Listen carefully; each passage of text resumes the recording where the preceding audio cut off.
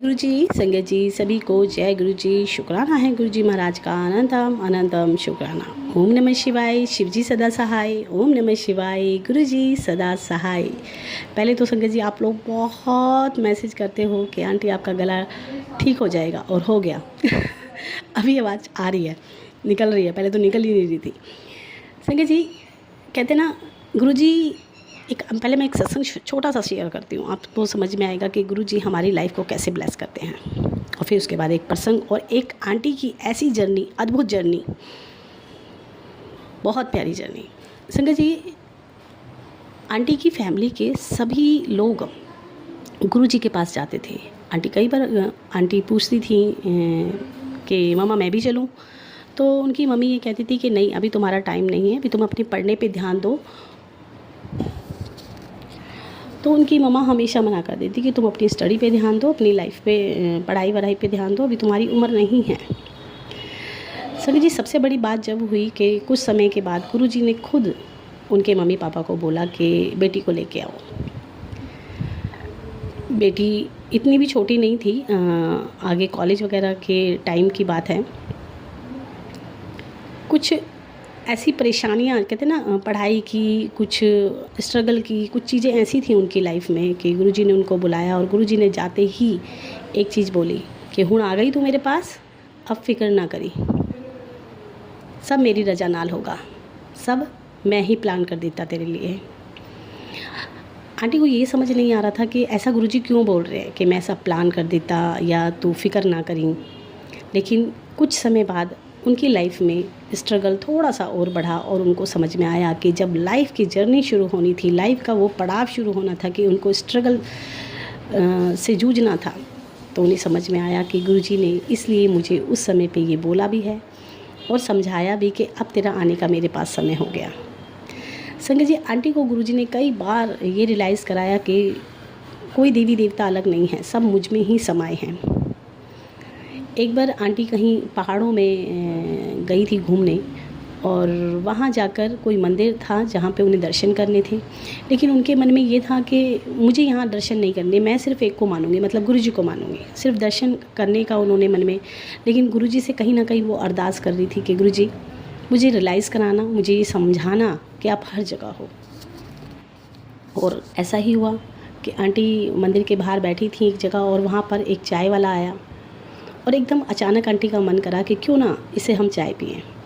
और उन्होंने अपने छोटे छोटे कपों में वो चाय डलवाई, और जब पी तो एहसास हुआ कि ये वही चाय है जो गुरुजी के बड़े मंदिर में गुरुजी चाय प्रसाद पिलाते हैं।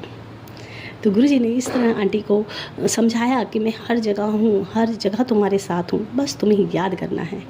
और कोई भी परमात्मा को मत्था टेकने से या उनका आदर करने से गुरुजी कभी मना नहीं करते थे। बस ये बोला कि जहाँ भी जाते हो मुझे याद रखो, हर रब में मैं तुम्हें दर्शन दूंगा। कितनी बार तो संगत जी माता रानी, कितनी बार साईं बाबा, और हमारे घर के स्वरूपों में भी गुरुजी शिव जी रूप में, माता रूप में, गणेश जी रूप में, सब में दर्शन देते हैं। क्यों? ताकि हमारे मन का ये भ्रम निकल सके कि परमात्मा अलग अलग हैं, वो एक ज्योत हैं, एक ही हैं, एक ओंकार हैं, एक रब हैं। संगत जी, आज का जो मैं प्रसंग आप लोगों से शेयर करने वाली हूँ, बहुत प्यारा प्रसंग है।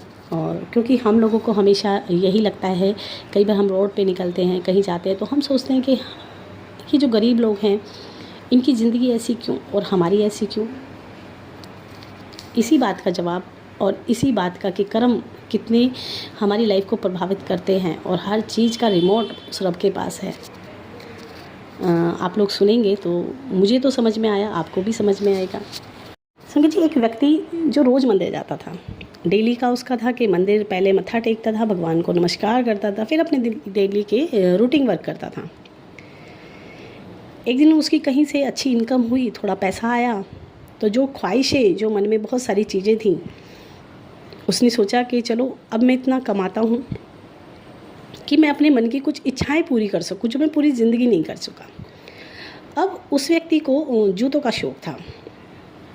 हम लोग भी यही करते हैं कि कभी कभी इच्छाओं को मार लेते हैं, लेकिन मेरे ख्याल से तो गुरुजी के आने के बाद हमारी ज़िंदगी में इतना बदलाव आता है कि वो हमारी छोटी छोटी चीज़ें, बड़ी बड़ी ख्वाहिशें सब पूरी कराते हैं।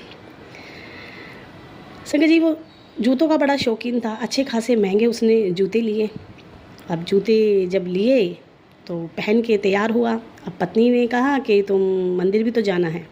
तो उसने कहा हाँ, इतना अच्छा दिन मेरे लिए है कि मुझे मेरे परमात्मा ने इस लायक बनाया कि मैं आज इतने महंगे जूते पहन पा रहा हूँ, अपनी ख्वाहिशें पूरी कर पा रहा हूँ। मेरे लिए आज का दिन बहुत स्पेशल है और आज तो मुझे वैसे भी मंदिर ज़रूर जाना चाहिए। तो पत्नी ने कहा इतने महंगे जूते पहन के आप कैसे जाओगे? तो उसने कहा क्यों? बोले मंदिर के बाहर निकालने होते हैं और चोरी हो गए तो उसने कहा कि कोई दिक्कत नहीं है, ऐसा कुछ नहीं है। संगत जी वो गया, गाड़ी से उतरा और माथा टेका सीढ़ियों पे और अंदर जाने लगा, लेकिन वही पत्नी की बात उसे याद आ गई। तो एक लड़का, आदमी या कोई भी ऐसा व्यक्ति बैठा था जो बाहर बैठा था, बिना चप्पल के था, बिना कपड़ों के थे और मंदिर के बाहर बैठा हुआ था। तो उसने, आदमी ने ये कहा कि तुम यहीं बैठे हो, मैं एक बार दर्शन करके आ जाऊँ, मेरे जूतों का ध्यान रखेंगे? तो उस व्यक्ति ने कहा कि हाँ। अब कहते हैं ना, जिसके मन में परमात्मा वास करते हैं उसका मन बहुत कोमल हो जाता है, उसको दूसरों पे दया आने लगती है। जाके भगवान के सामने खड़ा हुआ, शुक्राना किया कि भगवान, मतलब मैं आज बहुत खुश हूँ। मैं हमेशा से अपनी इच्छाओं को दबाता हुआ आया हूँ, लेकिन आज मेरी वो इच्छा कि मैं इतने महंगे जूते पहनूँ या मैं अपनी हर वो चीज़ मैं कर पा रहा हूँ, आपका बहुत बहुत शुक्राना।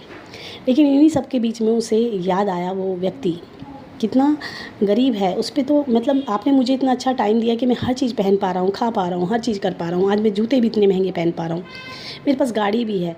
और वो व्यक्ति, फिर उसने मन में सोचा, कहते ना मन में दूसरे का ख्याल पहले आ जाता है अच्छे इंसानों के। फिर उसने मन में विचार किया और भगवान से कहा चलो भगवान, मैं कुछ नहीं कर सकता तो मैं 1000 रुपये उस व्यक्ति को दूंगा, तो कुछ कपड़े और कुछ अपने हिसाब से वो जूते वगैरह ले लेगा। संगत जी जब वो ये विचार करते हुए सीढ़ियों से उतरा तो देखा वो व्यक्ति नहीं था। मन में बड़ा अजीब सा लगा कि वो व्यक्ति कहाँ चला गया। इधर उधर देखा, वो कहीं नहीं मिला। और फिर मन में वही कि चोरी करके मेरे जूते ले गया, मैं तो उसको 1000 रुपये देने वाला था। कोई नहीं, संगत जी घर आया, पत्नी को बताया और पत्नी ने कहा मैंने तो पहले ही कहा था इतने महंगे जूते नहीं पहन के जाना। बोला कोई नहीं, वो मेरे नसीब में नहीं थे। संगत जी एक दिन रोड से निकल रहा था और बाहर रोड पे एक फुटपाथ पे जैसे वो लगाते हैं, तो एक गरीब सा ही इंसान कुछ जूते लेके बैठा था और उसमें उसके जूते भी थे। उसने पहचान लिए कि ये जूते तो मेरे ही थे जो कल चोरी हुए थे। और जब देखा तो उसका मन करा कि जाके देखूं जरा मेरे जूते इसके पास कैसे आए। तो जब उस व्यक्ति से उसने पूछा कि ये जूते जो मेरे थे ये तुम्हारे पास कैसे आए? बोले ये तो मेरे पास आज ही सुबह कोई बेच के गया है, एक आदमी था और वो इस तरीके का था और उसने 1000 रुपये में मुझे ये बेचे हैं। वो व्यक्ति मन में मुस्कुराया और ये सोच के कि अब आगे क्या कहूँ मैं, और जाके भगवान से फिर गाड़ी घुमा के भगवान जी के पास पहुँचा कि भगवान जी हर लीला आपकी रची हुई है। मेरे मन में भी भाव आया था कि मैं उसको 1000 रुपये दूँ और आपने ही डाला था, लेकिन उस व्यक्ति के कर्म ऐसे थे कि उसको वो 1000 रुपये आपको उसे चोरी करके लेने थे। पैसे, उसके कर्म ही इतने ख़राब हैं, उसकी सोच ही ऐसी है।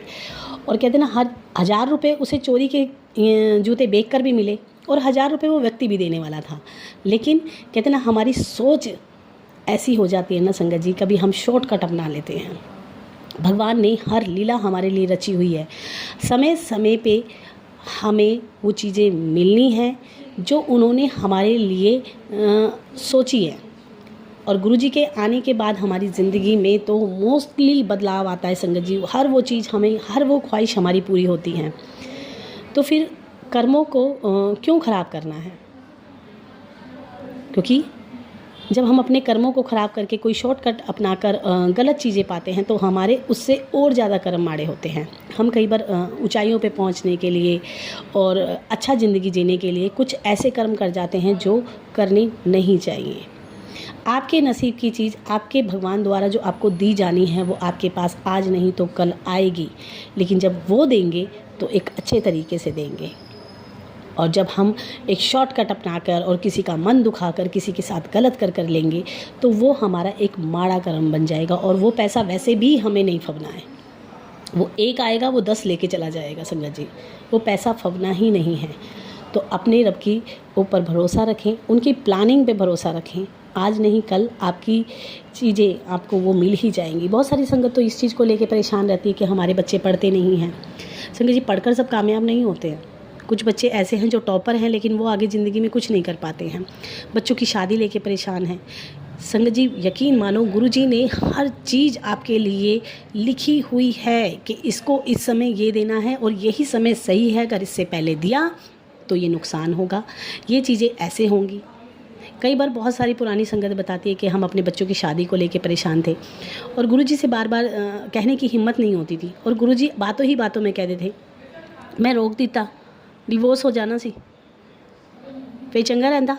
तो ये चीज़ें कि अगर नहीं मिल रही है तो मतलब वो बेहतर है हमारे लिए, और अगर वो बेहतर है और हमारी रब की रज़ा में है तो हमें उनकी रज़ा में ही रहना चाहिए। आज एक मैं सत्संग आप लोगों से शेयर कर रही हूँ संगत जी, एक आंटी का, प्लीज़ पूरा सुनिएगा। आंटी जो 25 साल से डिप्रेशन में थी, और डिप्रेशन ऐसा, घर का माहौल ऐसा कि एक दूसरे की टोन बर्दाश्त नहीं होती थी, एक दूसरे से मतलब वो नहीं था, मिलनसार नहीं था और नेगेटिविटी घर में थी।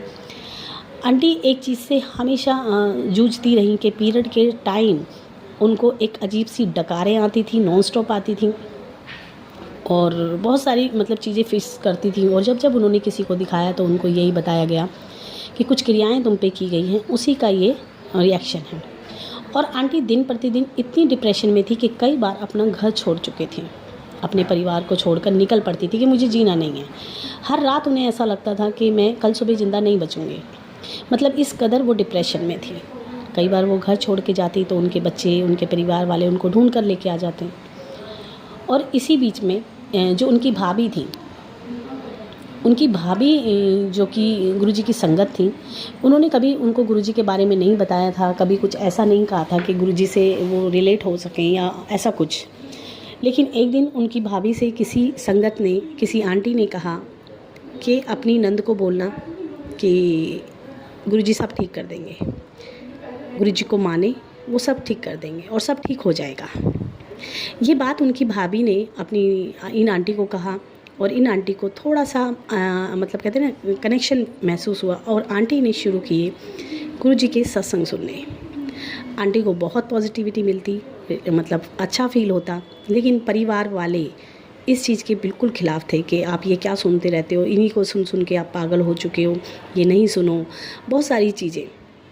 लेकिन फिर भी आंटी सुनती और हर बार कुछ ना कुछ घर में कुछ नया होता, ऐसा कुछ हल्ला हो जाता या कुछ चीज़ें ऐसी हो जाती। एक बार तो आंटी घर से निकली थी तो सिर्फ़ और सिर्फ गुरुजी से मिलने के लिए, बड़े मंदिर निकलने के लिए, लेकिन फिर भी उनके परिवार वालों ने उनको ढूंढा और उनको वापस घर लेके आए। ऐसी ज़िंदगी आंटी की कि जीने की कोई इच्छा नहीं बची।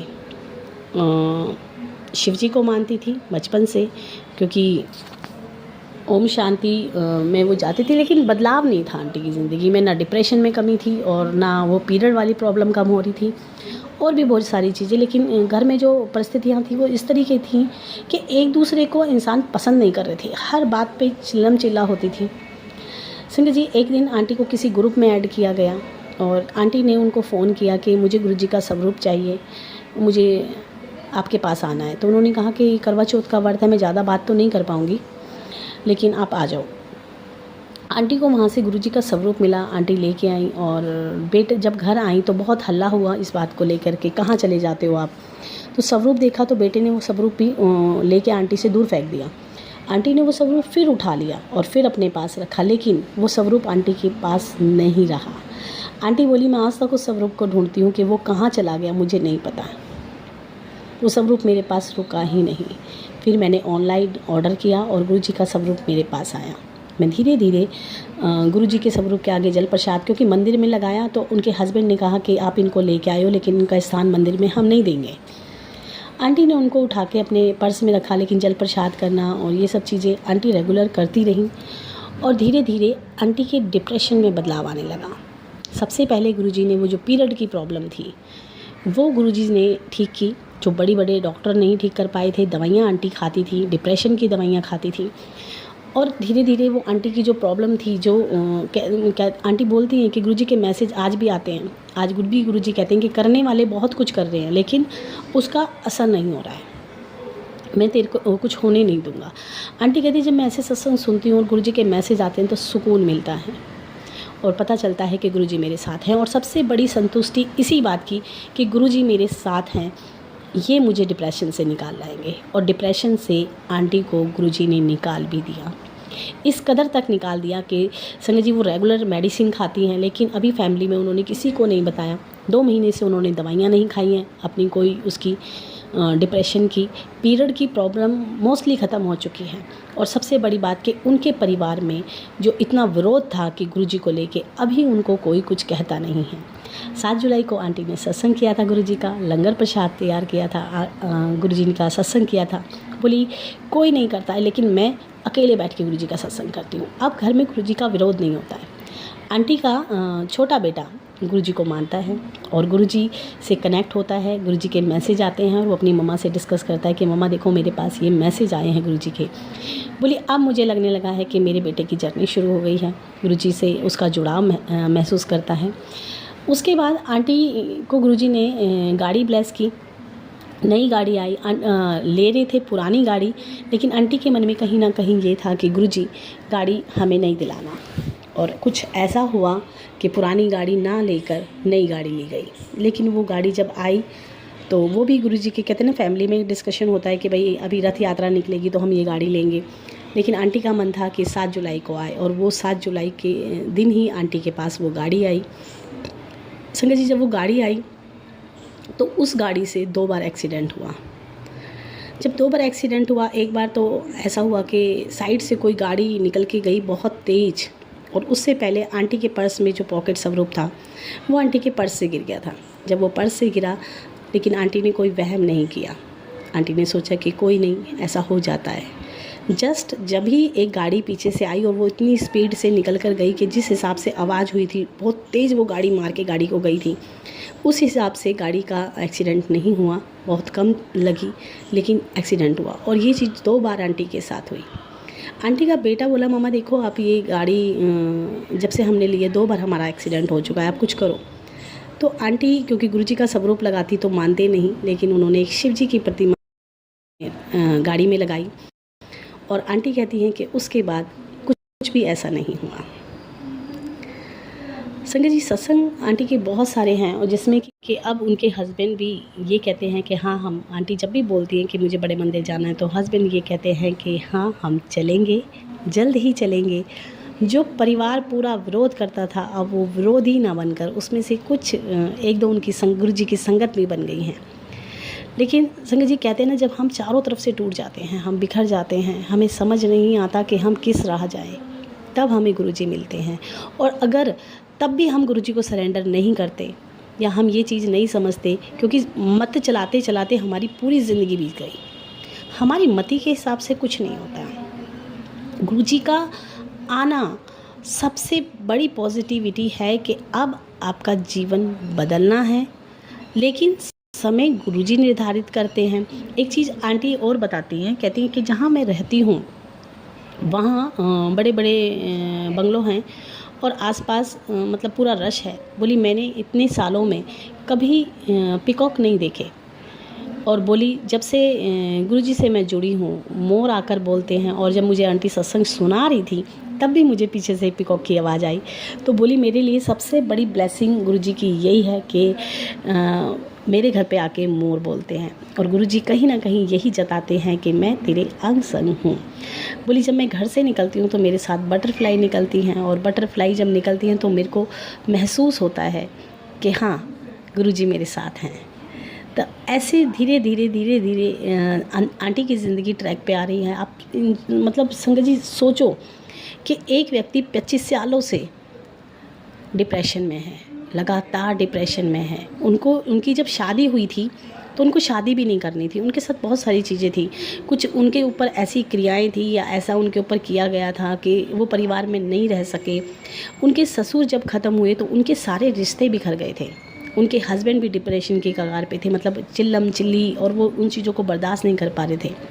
लेकिन गुरुजी ने जब उनके घर में आके स्वरूप के रूप में बैठे, गुरुजी विराजमान हुए, तो संगत जी धीरे धीरे उनके रिश्ते भी सुधर गए।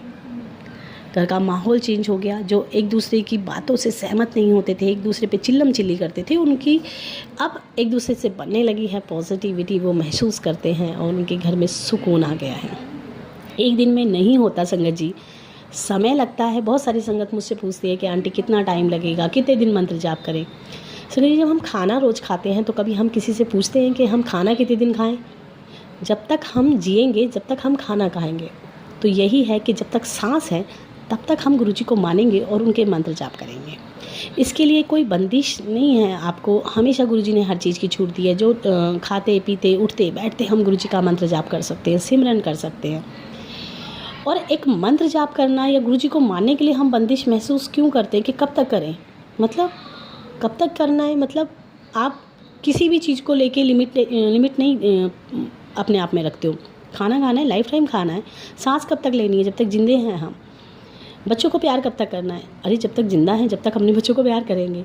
तो उस रब को हम प्यार नहीं कर सकते, उस रब का हम सिमरन नहीं कर सकते जब तक हमारी सांसें हैं। बल्कि सांसों के बाद जब अंत समय आएगा तो वही संभालने वाले हैं, और उन्हीं को याद करने में हम इतना हिसाब का कहते हैं ना, परमात्मा जब हमें देते हैं ना तो वो बिना हिसाब के देते हैं, लेकिन हम तो उनका नाम भी गिनती करके लेते हैं। कहते हैं ना, चरण हमारे मंदिर तक हमें ले जा सकते हैं, लेकिन हमारा मन हमारे परमात्मा से हमें जोड़ता है। बिना मन के भाव के आपको रब नहीं मिल सकता। आप बेशक से मंदिर जाते रहो, लेकिन मंदिर जाते हो तो उसमें आपका भाव नहीं होगा तो आपको भगवान कभी नहीं मिलेंगे। आंटी खुद बोलती है कि आंटी मैं 10 साल से 15 साल से इस जगह रह रही हूँ, कभी मेरी ज़िंदगी में ऐसा नहीं हुआ कि मैं मंदिर गई हूँ, मैंने शिवलिंग को जल चढ़ाया हूँ। अब मैं इस लायक हो गई हूँ कि मैं मंदिर भी जाती हूँ, शिवलिंग को जल भी चढ़ाती हूँ। तो ये सब कैसे? ये सब गुरुजी ने मेरी ज़िंदगी में बदलाव किए हैं। अब मैं घर से बाहर भी जाती हूँ। एक आंटी जिनको बार बार गुरुजी का एक मैसेज आता था कि तेरी कोई बीमारी है, कैंसर है, और उसे मैं ठीक कर दूँगा। आंटी को बड़ा डर सा रहता था कि ऐसे कैसे, मतलब कोई बीमारी हो सकती है। लेकिन समय आने पर पता चला कि आंटी को शरीर में एक गांठ है। जब वो पता चला तो आंटी घबराई नहीं, क्योंकि गुरुजी के मैसेज पहले ही आ चुके थे कि मैं सब ठीक कर दूंगा, कैंसर होगा मैं सब ठीक कर देता। आंटी के टेस्ट हुए, सारी रिपोर्टें आईं, लेकिन उस गांठ में कहीं से कहीं तक कैंसर का कोई नामो निशान नहीं था। गुरुजी ने उनको पहले ही ब्लेस कर दिया। आंटी बोलती हैं कि ऐसे रब कहाँ मिलते हैं जो विपत्तियाँ आने से पहले ही हमें सतर्क करते हैं, और सतर्क करने से पहले ही हमें ब्लेस कर देते हैं, हमारे जीवन को संभालते हैं। तो संगत जी, कंजूसी मत किया करो। गुरुजी के सिमरन में, गुरुजी के मंत्र जाप में हर सांस सांस उनका सिमरन हो, हर सांस सांस उनका मंत्र जाप हो, तो जीवन साथ के साथ एंजॉयफुल भी हो जाएगा। आज के लिए इतना ही। जय गुरुजी, शुक्राना गुरुजी, ओम नमः शिवाय, शिवजी सदा सहाय, ओम नमः शिवाय, गुरुजी सदा सहाय। संगत जी, आप अपने सत्संग सुना सकते हैं, लेकिन व्हाट्सएप पे पहले मैसेज करो कि आंटी मुझे अपना सत्संग आपको सुनाना है, तो मैं आपको कॉल कर लूँगी। नॉर्मल कॉल मत किया करो, व्हाट्सएप पे मैसेज छोड़ दिया करो। बाकी आप लाइव भी कर सकते हो, सब 13 गुरुजी पे रोज़ लाइव भी होता है। जय गुरुजी, शुक्राना गुरुजी, अनंतम अनंतम अनंतम शुक्राना।